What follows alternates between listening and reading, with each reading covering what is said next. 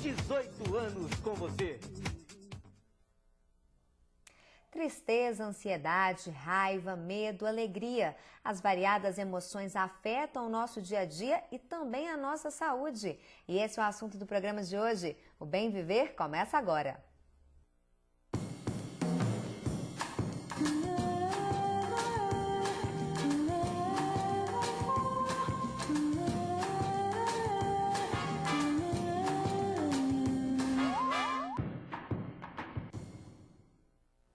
Olá! No Bem Viver de hoje nós vamos falar sobre as emoções e como elas afetam a nossa saúde. E para tratar sobre esse assunto, eu recebo aqui no estúdio a Gabriela Souza. Ela é professora e pesquisadora do Departamento de Ciências Biológicas da UFOP. Ela trabalha com neurobiologia das emoções no Laboratório de Psicofisiologia. Não é isso mesmo, Gabriela? É isso mesmo. Queria agradecer o convite de vocês para me entrevistar, para eu dar alguns esclarecimentos. Com certeza, até porque quem que não tem problemas com as suas emoções, não é verdade? É verdade. Então vamos lá, vamos começar falando, você trabalha com neurobiologia das emoções, a gente não escuta muito falar sobre isso. O que é a neurobiologia das emoções? Bom, a neurobiologia das emoções é uma parte da ciência, né, mais especificamente da neurociência, que estuda as emoções, tanto a parte fisiológica do corpo, quanto a parte cerebral. Então é o estudo, né, a área da neurociência que aborda o estudo das emoções. Até porque as emoções não influenciam só assim a nossa mente, né? Um todo, não é verdade, Gabriela? Então, na verdade, o que acontece? As emoções, como é que a gente consegue medir isso, né? O que é uma emoção? Então, na verdade, uma definição clássica de emoção é que a emoção é uma predisposição para a ação. Apesar da gente, muitas vezes, pensar que a gente não vai agir em algumas situações, mas a gente está ativando o nosso corpo para como se a gente fosse agir, tomar uma decisão de lutar, de fugir ou de ficar parado. Então, dentro dessa perspectiva, sempre que a gente se depara com algum estímulo emocional, a gente faz uma avaliação inconsciente entre se esse estímulo é um estímulo agradável ou um estímulo desagradável. Então, a gente está sempre inconscientemente, automaticamente, fazendo avaliações o tempo inteiro sem a gente perceber. E essas avaliações inconscientes é que determinam as nossas ações, as nossas reações fisiológicas ao longo do nosso dia, perante as situações que a gente vivencia. É claro que existem situações onde a gente conscientemente está tentando, né, decidir o que a gente vai fazer ou controlar.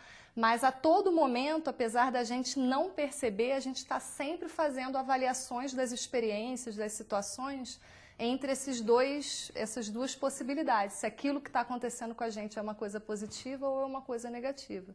E a partir daí o nosso organismo vai reagindo em função do que a gente interpretou sobre aquilo. Quem quiser fazer perguntas aqui para a Gabriela, é só ligar no 3559-3902. Até porque, Gabriela, às vezes acontecem coisas rotineiras na nossa vida, né? E algumas vezes a gente... as emoções, elas vêm de um jeito ou de outro, não é verdade? Elas mudam. Exatamente. Então, na verdade, dentro dessa perspectiva, a gente tem como modificar uma emoção. Por exemplo, a emoção negativa, que é o tipo de emoção mais estudado na literatura, a gente tem como minimizar. A gente faz isso muitas vezes inconscientemente ou conscientemente. Então tem duas formas da gente modificar, né, a nossa emoção negativa, alguma coisa que a gente está sentindo. Uma das formas a gente chama de supressão. É quando a gente está sentindo alguma coisa em função de um estímulo negativo, mas a gente tenta como se a gente tentasse esconder aquele sentimento. Então, essa forma da gente modificar a emoção é uma forma muito ruim para a saúde. A gente está tendo, né, aceleração do nosso coração, a gente está suando muito, a gente está triste, mas a gente tenta segurar para as pessoas não perceberem. Isso a gente chama... Isso é muito comum, né? Isso é muito comum e a gente chama isso de supressão. A outra forma, que é uma forma muito boa para a saúde, é a reavaliação. É quando acontece uma coisa ruim com a gente... E a gente tenta reavaliar aquela situação. Será que aquilo tem algum ponto positivo? Ou mesmo que não tenha um ponto positivo, será que a gente consegue, dentro daquela coisa ruim que aconteceu com a gente, aprender com aquela situação. Então, essa resolver estratégia o problema, não é de verdade? resolver o problema é boa para a gente. A gente tem uma reação corporal, a gente vai sentir fisiologicamente, a gente vai sentir o sentimento de medo, de tristeza, mas a gente vai enfrentar no sentido de reavaliar aquela situação. E isso é bom que aconteça com a gente no nosso dia a dia. É o que a gente escuta muito, né? Se você tem um problema, você tem que enfrentar ele, você não pode Exatamente. suprimir ele, não é verdade? E existem trabalhos mostrando isso. Então, isso é comprovado, que você suprimir, tentar esconder, né, tentar...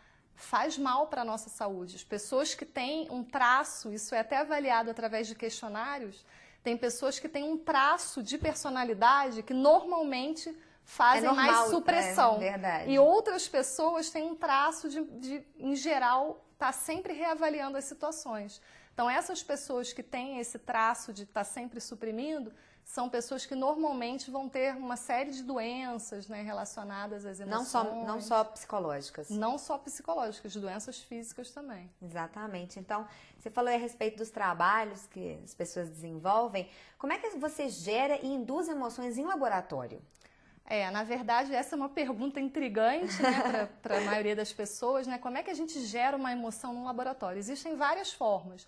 Então, a gente tem estímulos padronizados para a gente usar em laboratório, porque se a gente está fazendo uma pesquisa, a gente tem que garantir que uma outra pessoa em algum outro lugar do mundo possa reproduzir o nosso estudo no laboratório dela. Então, por exemplo, a gente pode usar a simples visualização, a simples percepção passiva de um estímulo, por exemplo, visualizar uma foto, ouvir um som, né, uma música, enfim, receber um toque. Então, parece seria muito uma abstrato, coisa né? passiva. Mas existem catálogos na literatura de fotos, por exemplo. Então, existe um catálogo criado nos Estados Unidos de fotos, onde dentro desse catálogo os pesquisadores podem usar as mesmas fotos. Então, eu consigo testar aqui no meu laboratório as mesmas fotos que as pessoas estão testando nos Estados Unidos, por exemplo. Isso a gente chama de percepção. Você está simplesmente, de forma passiva, entrando em contato com algum estímulo. A outra maneira, por exemplo, que a gente chama de evocação. Você lembrar de alguma coisa. Então, você vai para o laboratório e você vai fazer um teste onde as pessoas vão ter que lembrar de uma situação ruim ou boa que aconteceu com elas. Isso vai gerar algumas respostas. Uma outra maneira, que já é mais uma fase mais avançada, que a gente chama de ação. São experimentos de ação. Então, por exemplo, tem alguns testes de laboratório onde a pessoa vai para o laboratório e ela tem que fazer um discurso voltado para uma câmera, às vezes para uma banca de pessoas, né? Tudo fictício, mas é um experimento já de uma coisa um pouco mais real. Ou ela, por exemplo, simular estar dirigindo, por exemplo, num simulador em 3D, ou mesmo em locus, e você está com uns sensores para medir e a pessoa está realizando uma tarefa que ela poderia estar fazendo no dia a dia, mais real, um pouco mais real. Isso a gente faz em laboratório. E aí ver qual é a reação. Ver qual é a reação. Bom, Gabriela, a gente continua o nosso papo daqui a pouquinho. Quem quiser fazer perguntas é só ligar no 3559-3902. A gente volta já já.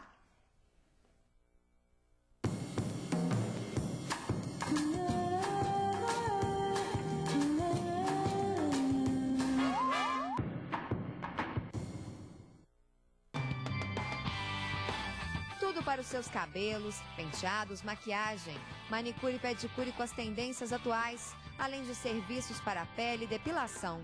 Venha conhecer o Maison Esthétique, que fica na Praça Reinaldo Alves de Brito, número 77A, no centro de Ouro Preto. Telefone 3551-5370. Maison Esthétique, há 18 anos, o caminho certo para a sua beleza.